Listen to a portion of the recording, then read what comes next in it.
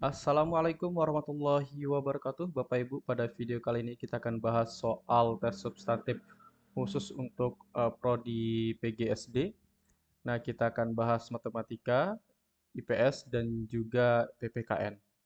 Nah, baik, kita bahas soal yang pertama, itu soal matematika. Di sini ayah hendak mengganti ubin kamar Badrun dengan yang baru. Kamar Badrun memiliki luas 4 meter dikali 8 meter. Badrun memilih ubin dengan ukuran 40 cm dikali 40 cm. Maka, berapa ubin baru yang harus dibeli ayah untuk mengganti ubin kamar Badrun? Nah, ketika Bapak Ibu menemukan sebuah soal yang ada satuannya berbeda, misalkan di sini satuan meter dan sentimeter, maka nanti salah satunya Bapak Ibu konversi.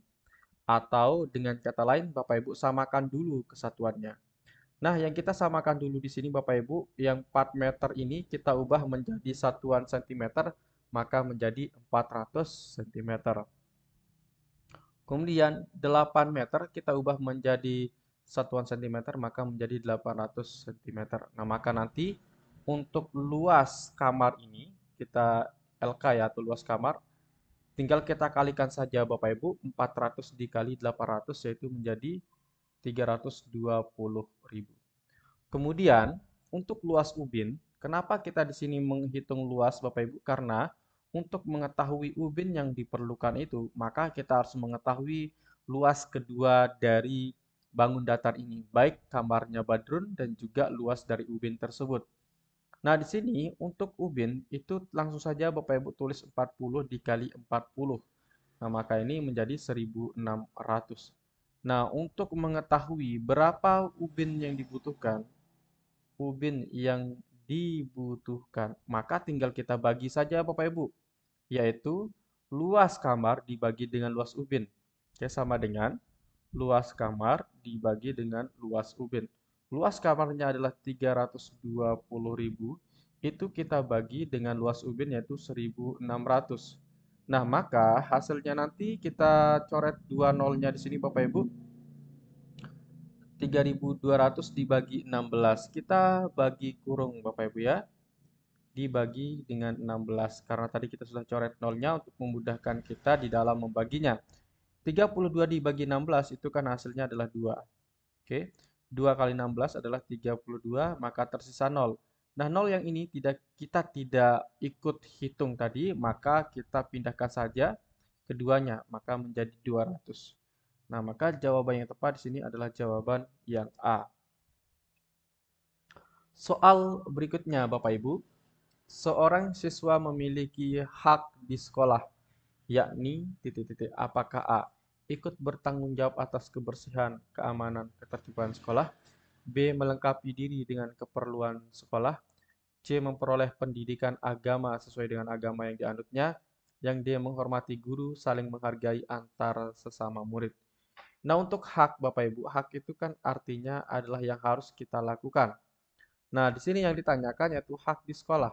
Kalau yang A ikut bertanggung jawab. Nah, yang A ini merupakan tanggung jawab. Kemudian yang B melengkapi diri dengan keperluan sekolah, ini juga tanggung jawab ataupun kewajiban ya.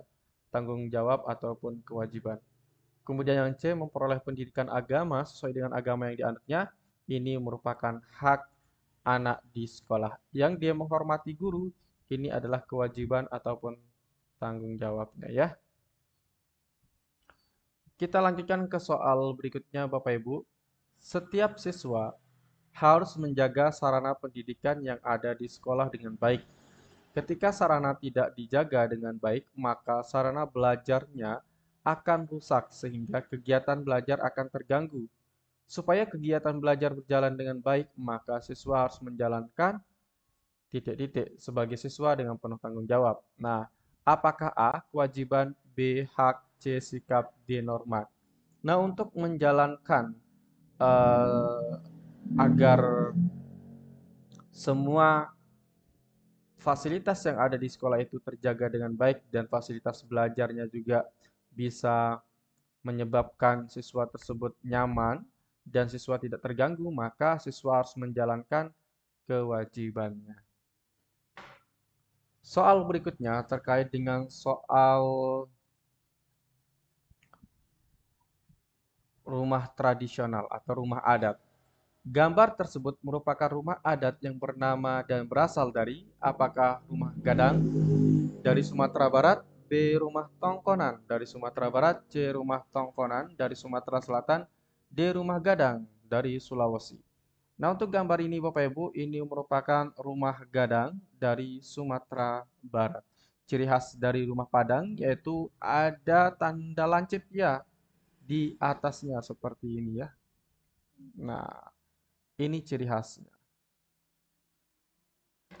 Berikutnya, gambar tersebut merupakan rumah adat yang bernama dan berasal dari daerah apakah A. Limas, Sumatera Selatan, B. Joglo, Jawa Tengah, C. Gapura Candi Bentar, Bali, D. Honai, Papua.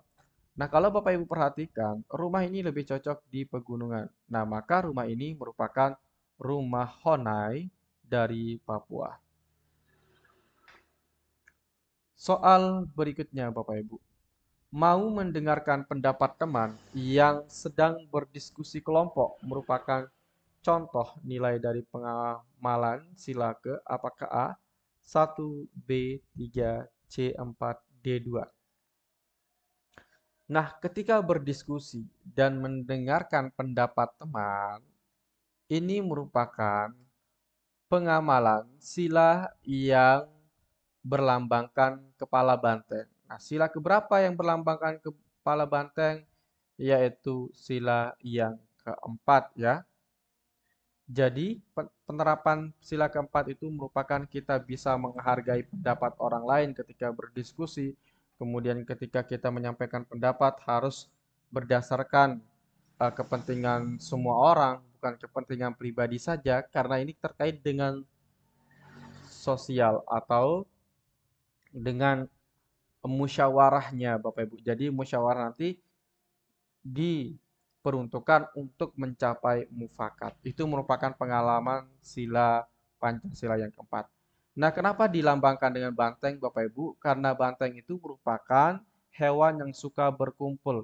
Nah, karena dia hewan yang suka berkumpul, maka dimaknakan sebagai hewan yang memiliki rasa sosial yang baik. Nah, maka oleh sebab itu, kepala banteng dipilih menjadi lambang dari sila yang keempat. Baik Bapak Ibu, bagi Bapak Ibu yang berminat untuk mendapatkan e-book tes substantif PPG PGSD, Bapak Ibu bisa pesan melalui WhatsApp kami di 081 803 358 023.